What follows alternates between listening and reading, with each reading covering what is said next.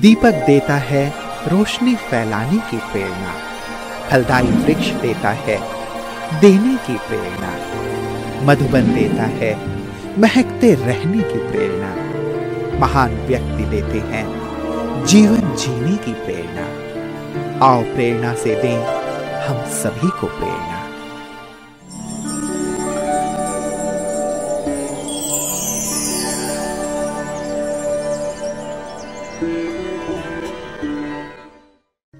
कोन नगर भारत के पश्चिम बंगाल राज्य के हुगली जिले में स्थित एक शहर है। यहाँ का जूट उद्योग पारंपरिक व्यापार प्रसिद्ध है। कोन नगर हिंद मोटर्स ब्रह्मा कुमारी ईश्वरी विश्वविद्यालय की मुख्य संचालिका है राजयोगिनी गीता दीदी जी। आपका जन्म 1970 में समस्तीपुर बिहार में हुआ है। बचपन से आप समाज सेवा, पढ़ाई आदि में विशेष रुचि रखते थे। आप मिलनसार, दृढ़ता, सरलता, गंभीरता, रमणीकता आदि दिव्य गुणों से भरपूर आत्मा हैं। 1981 में आपको कोलकाता में ईश्वरीय ज्ञान की प्राप्ति हुई। 1982 में आपने अव्यक्त बाप दादा से ईश्वरीय मिलन मनाया। 1983 में आपने अपना संपूर्ण जीवन परमात्मा की सेवा में समर्पित कर दिया। तब से आप कोलकाता के विभिन्न स्थानों पर सेवाएं देते हुए 2018 से कोन नगर में अपनी ईश्वरीय सेवाएं प्रदान कर रही हैं। जन जन को ईश्वरीय संदेश देते हुए आपने अनेक कार्यक्रम आयोजित किए।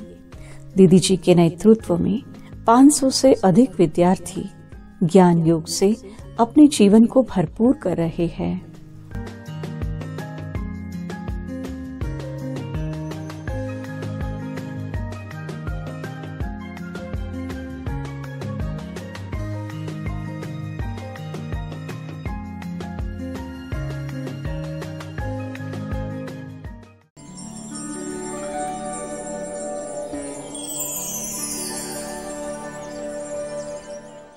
हमारे लौकिक पिताजी भवानीपुर से ज्ञान में आए परदादी के साथ।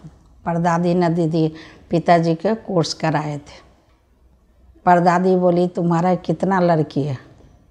पिताजी ने बोले 3 लड़की है। बोले तो अपना लड़की को लेकर आओ। कितने 2 का तो शादी हो गया, 1 है छोटी। बोले उनको लेकर के आओ। उस समय हमारा एज 13 साल का था। फिर पिताजी गए, लेकिन मेरे को बाबा के बारे में मालूम नहीं था, शिव बाबा के बारे में। लेकिन हम छोटे से शिव के पूजा करते थे। हमारे घर में मंदिर था, तो रोज़ हम सुबह में उठ करके नहा करके मंदिर में हम जल चढ़ाते थे। छोटे से ही सब जैसे हमारे चाची लोग लौकिक परिवार करते वैसे हम भी पूजा करते थे। फिर शाम को सांझ बत्ती भी दिखाते थे। अचानक एक दिन हमारे पिताजी घर गए, तो घर में गए तो किसी के हाथ के नहीं खाते, खुद ही बनाते थे। तो हम लोग सोचते पिताजी तो साधु हो गए, सभी बोलते साधु हो गए, लेकिन ये मालूम नहीं था कौन सा साधु हो गए। हाँ, शिव बाबा के ज्ञान में कैसे चले। पिताजी कभी किसी को नहीं सुनाते थे ज्ञान। सोचते थे देश में कौन सुनेगा, वहाँ तो कोई सेंटर नहीं था। हाँ, एक दिन हमारे पिताजी गए यहाँ से देश बिहार, तो बोले गीता तुम चलोगी कलकत्ता घूमने के लिए? तो उस समय परदादी बोली तू अपना लड़की को लेते आओ। हाँ, तब हमारे पिताजी बोले दीदी वो लोग सुनने वाले नहीं हैं।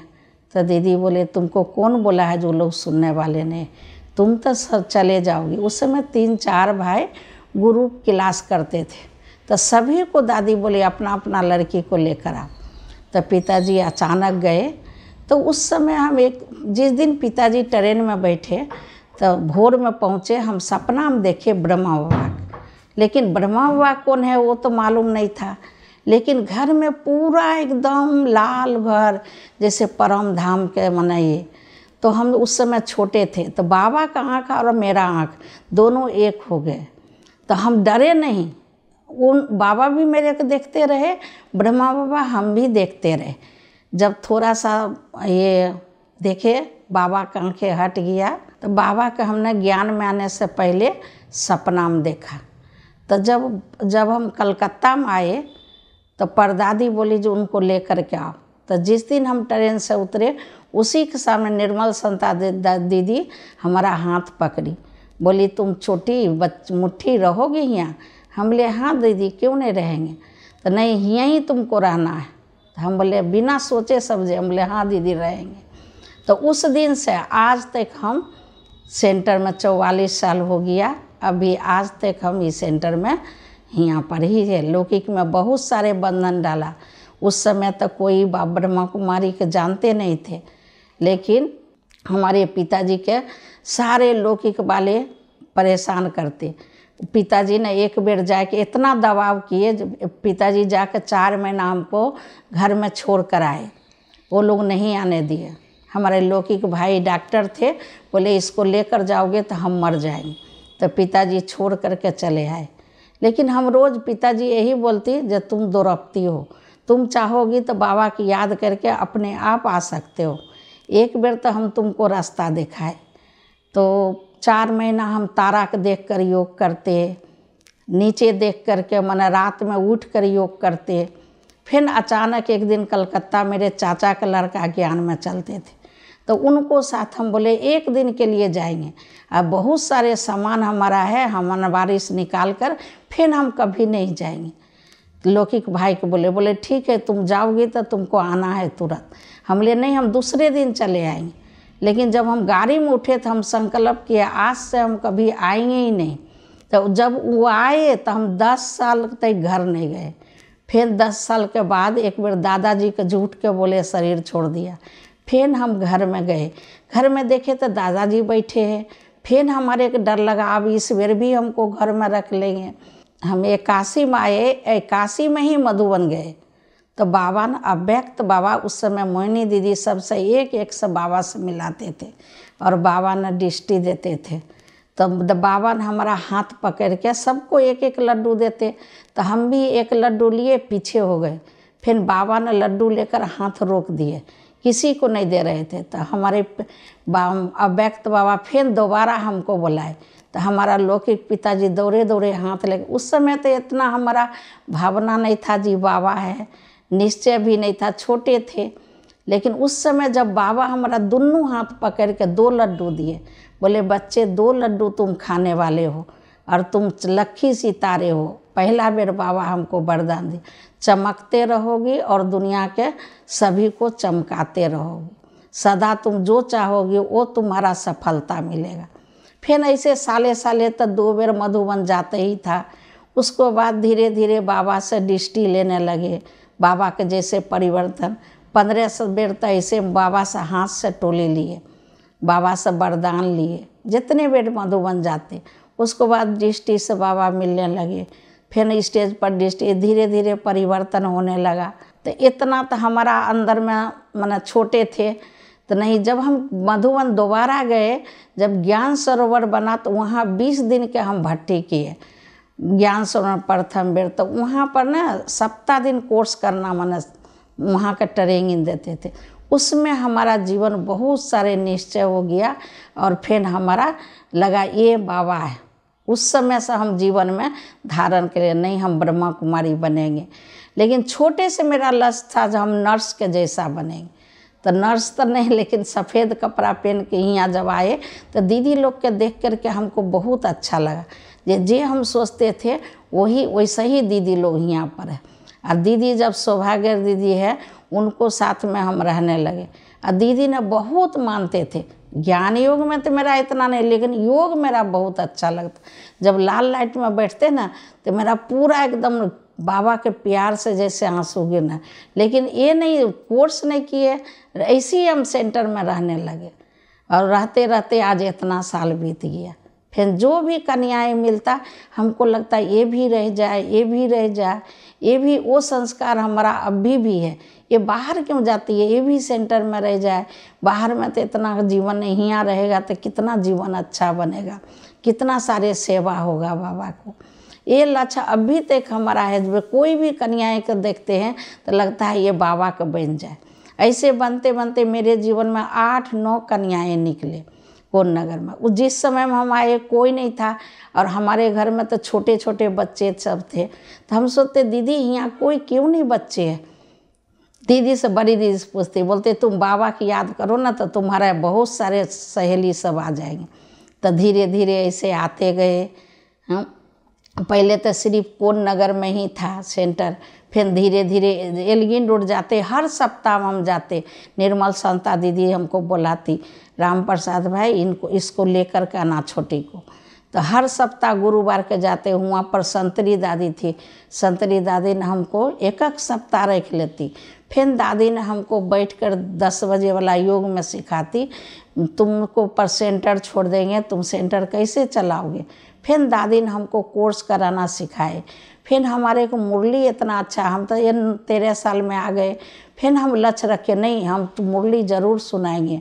तो दादी हमको वहाँ बैठा कर पढ़ाती थी, संतरी दादी।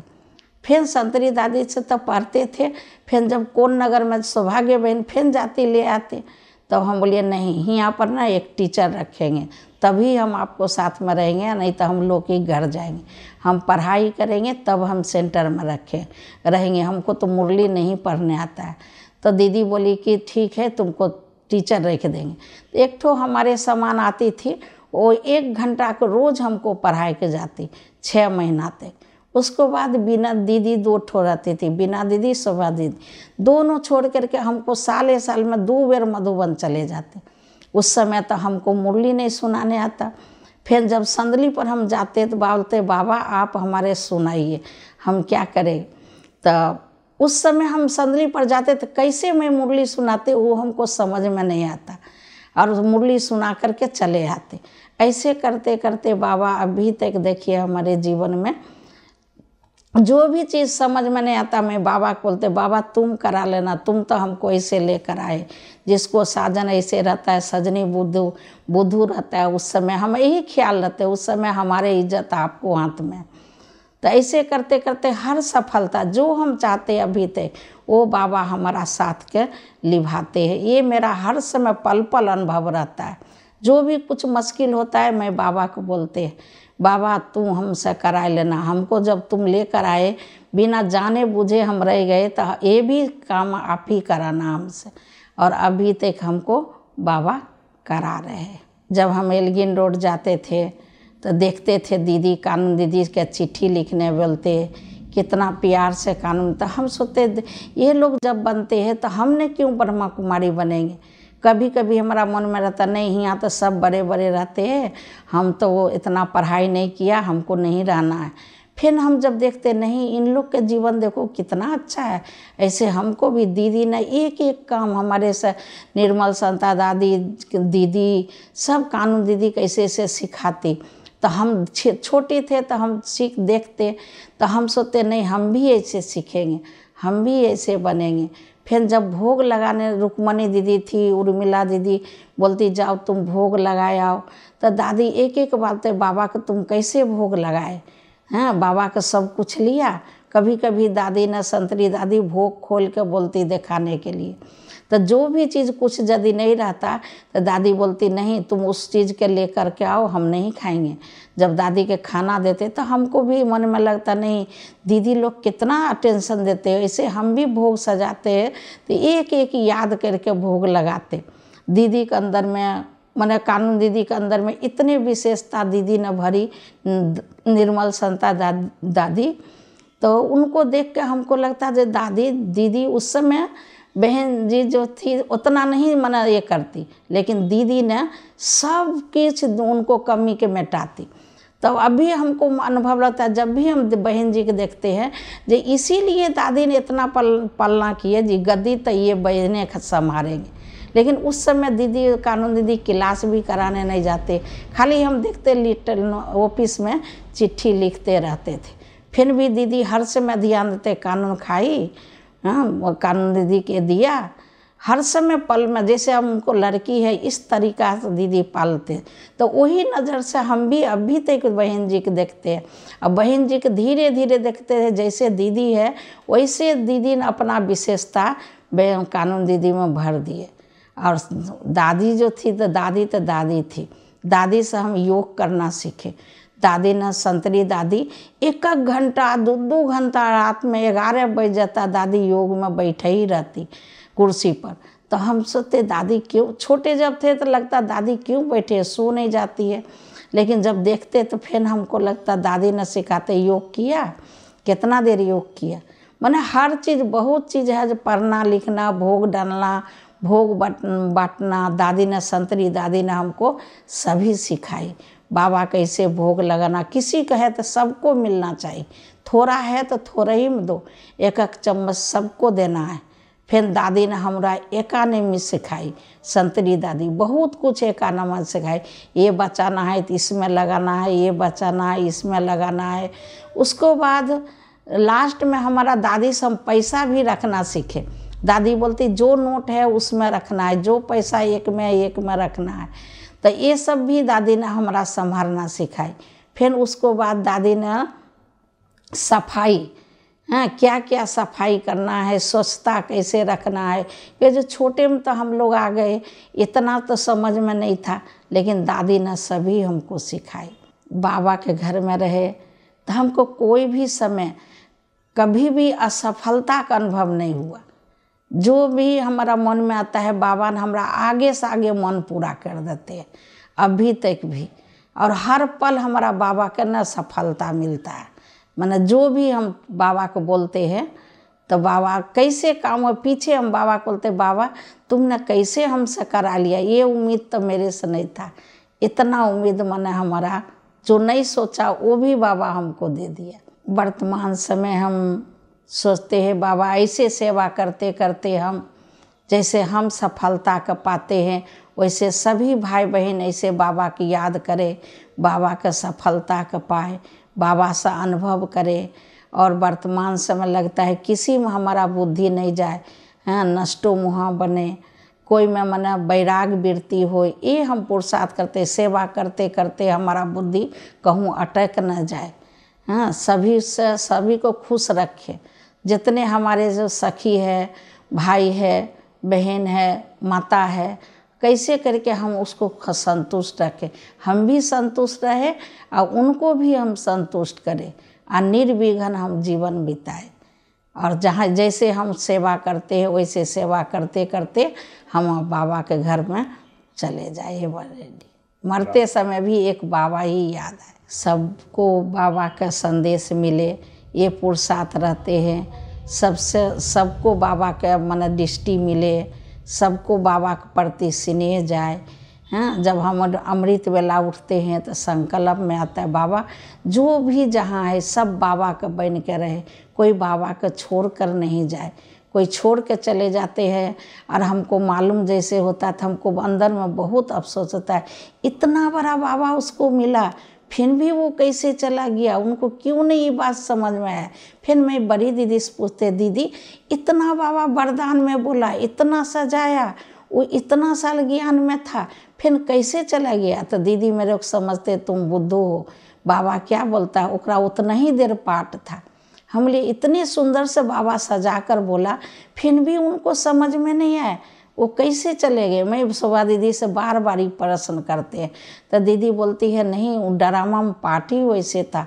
बाबा व्यक्त बाबा कैसे बोलते हैं जो ड्रामा में पाठ है उतना ही देर उनको भरना था, उसको बाद जैसे था वैसे ही।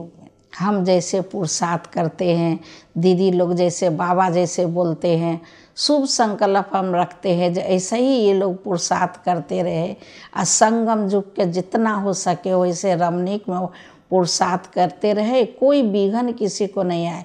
ऐसे निर्विघ्न पुरुषार्थ करें। विघ्न आते हैं तो उसको मिटाने के लिए उतना टाइम भी जाता है व्यर्थ, तो आए क्यों, ऐसे पुरुषार्थ करना है।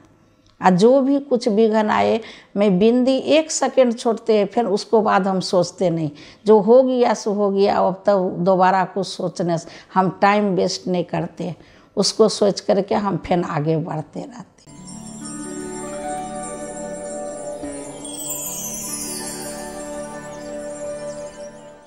दीदी के बारे में जितना बोला जाए उतना ही कम है।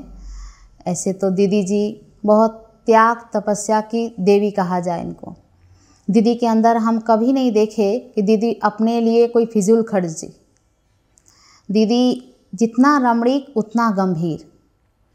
और दीदी के अंदर सबसे बड़ी विशेषता कि दीदी कुछ होता भी है तो दीदी को अगर हम कुछ सुनाना भी चाहते, दीदी बोलने के पहले ही समझ जाती। जब मैं दीदी को देखती हूँ तो मैं देखती हूँ कि वो कितनी शक्तिशाली हैं, शक्ति स्वरूपा भी हैं और साथ ही साथ उतनी ही प्रेम स्वरूप भी हैं। लव और लॉ का एक बहुत सुंदर उदाहरण है दीदी। दोनों पूरे सेवा को करते हुए दोनों ही चीज़ों को साथ में रखती हैं। और एक और विशेषता बोलूँ तो दीदी अथक सेवाधारी है, निरंतर सेवा करती रहती है। मैंने कभी भी दीदी को ऐसे आराम करते हुए नहीं देखा। मैंने एक विशेष बात देखा कि उनके अंग संग रहकर कि उनमें जो भी वो संकल्प करती हैं, है ना, वो करके ही माने होता ही होता है, उनमें उनको सफलता प्राप्त होती ही होती है। और माने यही चीज़ हम लोग को सीखना है कि जो भी हम संकल्प करें, मान लीजिए अगर दीदी सामने बैठी हैं, 4 घंटे का काम भी 2 घंटे में समाप्त हो जाता है। गीता दी मुझे ऐसी अच्छी माता की तरह जैसे पालना दी, मुझे ऐसा अनुभव ही नहीं हुआ कि ये माँ अलग है। ऐसे अपने परिवार की जैसे लगा, वो अपने हाथों से अपने सब कुछ सिखाया। दीदी लोग का बहुत अच्छा पालना मिला। यहाँ की बहन है, गीता बहन है और सौभाग्य बहन है, उसने सबको ऐसा प्यार दिया कि जैसे अपना लौकिक घर हो उसे भी ज़्यादा प्यार दिया। हमारे यहाँ का जो दीदी है बीके गीता दीदी, उनके बारे में विशेषता तो क्या ही सुनाई। बाबा ने उनमें बहुत सारे विशेषता भरे हैं जो हम छोटी बहनों को वो सीखने को मिलती है। जैसे कि बाबा कहते हैं कि मिलनसारिता का गुण, नेतृत्व कला जो कि मम्मा में थी, ये सब कुछ हमें हमारी बड़ी दीदी से सीखने को मिलता है। और हम भी आगे चल कर के दीदी के नक्शे कदम पर चलकर ऐसा ही एक आदर्श ब्रह्मा कुमारी जीवन जीना चाहते हैं। मैंने दीदी के अंदर में बहुत जो बाबा गुण और शक्ति के बारे में बताते हैं ना, मुझे बहुत सारी गुण और शक्ति दीदी के अंदर में हमने देखा। जैसे दीदी वो गुण और शक्ति का स्वरूप है और साथ साथ दीदी वो गुण हमारे अंदर में भी, मतलब मैं भी वो गुणवान बनते जा रहा हूँ, मुझे लगता है। सबसे ज़्यादा मुझे दीदी का प्यार, दीदी का स्नेह आकर्षित किया। मुरली तो नहीं समझ में आती थी, लेकिन दीदी का स्नेह मुझे बहुत अच्छा लगता था। दीदी का स्नेह की वजह से मैं हमेशा खोजती रहती थी उन्हें, दीदी कहाँ है। फिर उसके बाद धीरे धीरे सब कुछ समझ में आने लगा। प्रॉब्लम तो नहीं ख़त्म हुआ, लेकिन हाँ, प्रॉब्लम के प्रति मेरा नज़रिया बदल गया। मैं खुद बहुत अच्छा फील करने लगी, सब कुछ अच्छा चलने लगा।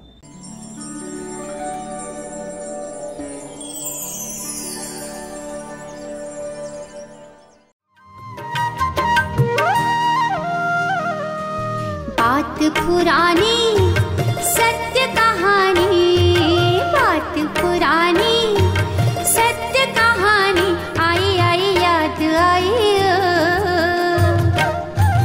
आई याद आई, मस्त रूहानी।